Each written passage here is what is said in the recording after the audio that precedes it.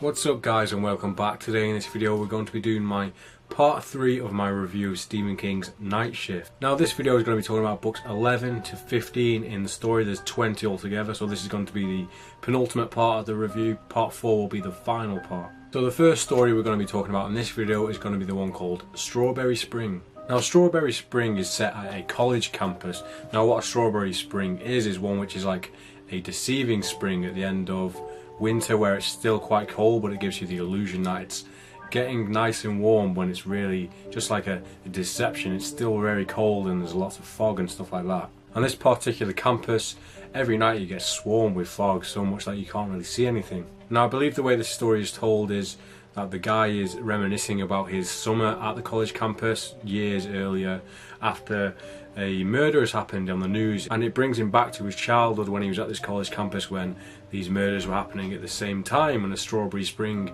was going down, which is something that rarely happens, once every 8 to 10 years I believe it is. So the main character starts retelling his story of that spring where all these murders started happening. The atmosphere I got from this story was like a perfect blend of John Carpenter's The Fog and Wes Craven's Scream, with the way that the fog was just shrouding this whole place and bad things were happening in the fog obviously, and with it being on like a college campus or like a school, I just got the vibe of Scream with all these kids being killed one by one. As a reader we don't actually get to know much about the killings or what happens. We are told about the killings like the next day when the body has been found by like the campus staff or the police. So we're kind of getting it from the perspective of a student who has no involvement with it. He just was a student on the campus and he just hears about the stories.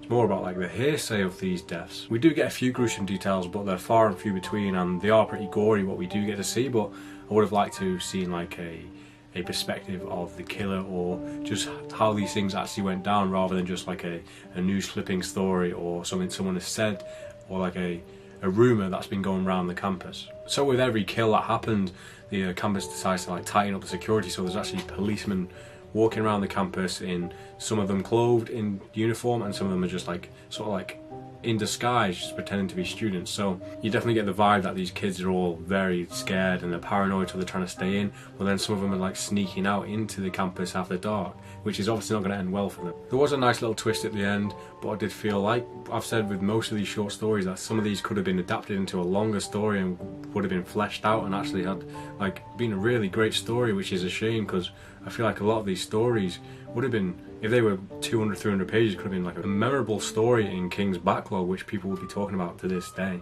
And next up we have the story The Ledge.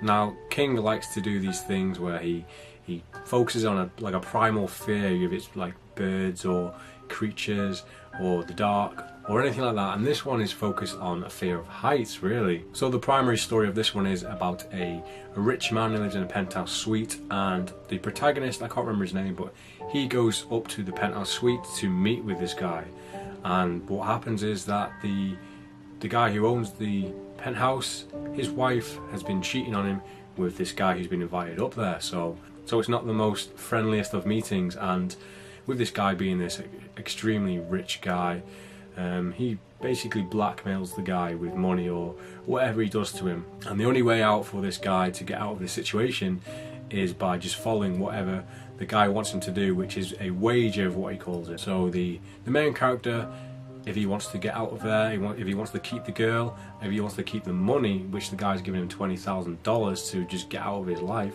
he has to climb out of the balcony onto the really small ledge out there, and he has to make his way all the way around the building. Now this thing is extremely high up, and that's where most of this story is focused, with this guy just outside on this skyscraper ledge trying to make his way around there. And it's very tense, it's very well described. Like I really got a sense that this guy could die at any moment, and if I was up there I probably would have died a lot sooner than this guy. The characters were great in this one, especially with the dialogue. The guy, the rich guy, I can't remember his name, but he was a very like smart and seedy character, and he was written really well that you never really knew whether to trust him or not, which is also a big part of the story. If this guy goes out onto the ledge and makes it all the way around, how does he know that he's not gonna just be killed anyway? This one was a real page turner. I had to just see this one out in one session. I was outdoors by the lake reading this book, and I read the whole book and it was going dark by the time I finished it because I was just so eager to get to the end of it. There were a few plot twists throughout this story, but mainly it was all about the tension of the two characters and whether to trust them or not, and just the outdoors experience of the ledge, which was it did give me a bit of a sense of a fear of heights. Obviously I've never been in that situation, but I imagine if I was, it would be extremely scary. Okay, now the third story I'm going to be talking about today is The Lawnmower Man. Now this one was adapted into a film. I'm really not sure if these two are connected in any way. I have seen the film, it's been a long time, but from this story I don't recollect any of the things that happened in the story happening in the movie, so I think it was completely its own direction. And this story is probably my least favourite out of the entire 15 I've read so far. It's entertaining just because of how bizarre it is. So this story is about a man and his lawn's getting out of hand. He did have a young guy who used to come around and mow his lawn for him, but he had to go to college or he couldn't do the job anymore, so he was out of a lawnmower guy. So he finds this company who are willing to do it for a decent price professionally, so he thinks, why not? So he gives them a call and someone is sent round to mow his lawn for him. And this is where the story just gets ridiculous. Ridiculous in a entertaining way, but as a story, I don't know what Stephen King was on when he wrote this story, but it involves just, without spoiling too much of this story because it's worth reading just for entertainment value, there's a naked guy crawling around in the lawn eating grass. That's all I'm going to say about what happens in this. The rest of it is equally as bizarre. At least it was quite short because I don't know if I could have handled reading like 40 pages of this weird shit going down. So overall I did think it was probably my least favourite, but at the same time it did actually make me laugh out loud on multiple occasions, so that I give it value for that. Okay, next up is Quitters Inc. This one is about a couple of old colleagues bump into each other in a bar in, I think it's Miami. They haven't seen each other for years and they're having a talk and they're asking about each other's lives, and he finds out that one of them is quit smoking, which is something he could never do, and one of them is still smoking. So he asks him how he did it, and he gives him this business card to this place called Quitters Inc., which changed his life completely for the better. He was able to completely quit smoking within a day, and obviously the guy's curious, so our protagonist, he doesn't really think too much about it, but one day he, on the off chance, he decides to go to the Quitters Inc. and try his luck and see if this thing actually works. He doesn't know how it works because the friend won't tell him. He's under like a non-disclosure agreement where he can't say anything, so he goes into it and signs a contract, and I won't go into what actually happens in there, but this one is grounded in reality, whereas you'd expect something where someone could magically just stop being addicted to something. There would be some supernatural element to it, especially with this weird company that no one talks about. But it was grounded in reality, and the main takeaway from this story is that all you need is to know that the stakes of relapsing back into smoking are that severe that you would never do it again. Anything could push someone to not do something if it was that severe. There isn't much else to say about this story really, other than it was interesting to see the character like willingly sign his contract and go into this thing where it could affect his life in a horrible way. Overall, it's quite a deep story in a way, because of the way it ends. It's kind of a happy ending in like the weirdest way possible, where it shouldn't be a happy ending at all, but results are shown. So that's all I've got to say about Quitters Inc. Now, out of these 5 stories, I think the one that I enjoyed the most was this one, and this was called I Know What You Need. And it took me 15 stories to realise that this is probably the only one in this book which has a lead female protagonist, which is strange.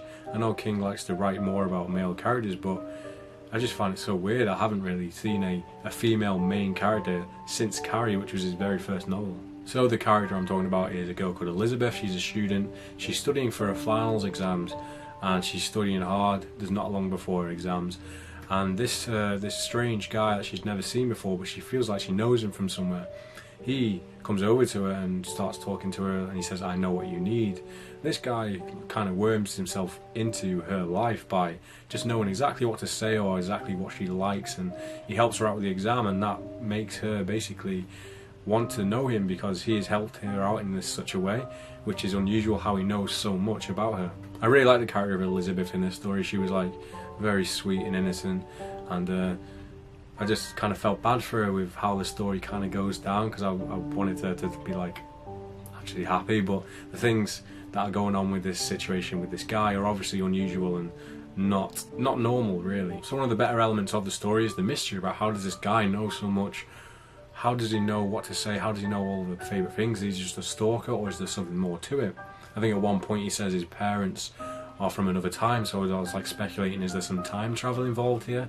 Is this guy from the future, etc.? Now it starts off pretty normal, like obviously with these elements of this guy knowing all this stuff, but nothing too bad happens. But then it does take a spiral when things start to get a bit strange, when people start dying around the girl, and you're wondering, is this guy involved at all? And when these people start dying, this guy just turns up to be the shoulder to cry on and just be the one to take care of all of her needs and all the things that she's going through, and it's too convenient for him to be there. So Elizabeth's housemate actually starts to like click on to what all this stuff going on with this guy is about, because he seems just too nice, too convenient. He actually gets himself into a bit of a situation where he lies about something and she knows he's lied, so she basically tries to find out what's going on with the guy. So the story does get pretty dark as it progresses to its climax, and surprisingly the ending wasn't as climatic as I thought it would be.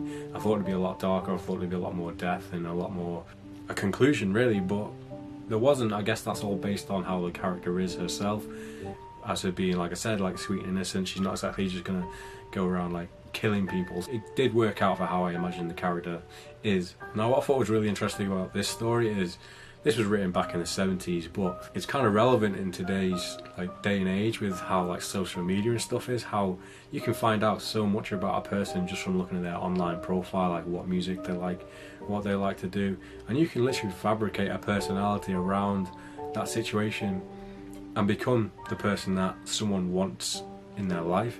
And I just felt this story really like personified that. Like this guy has gotten this girl to fall in love with her because he knows all of this stuff for some reason. But this happens probably all the time in real life, where people just go online and find out all this information and just become the perfect guy or girl for a person. And yeah, that really stuck out to me in this story, and yeah, I thought this was probably the better one out of the 5 I've spoken about today. So that's going to be it for this part 3 of my review of Night Shift. I hope you've enjoyed it.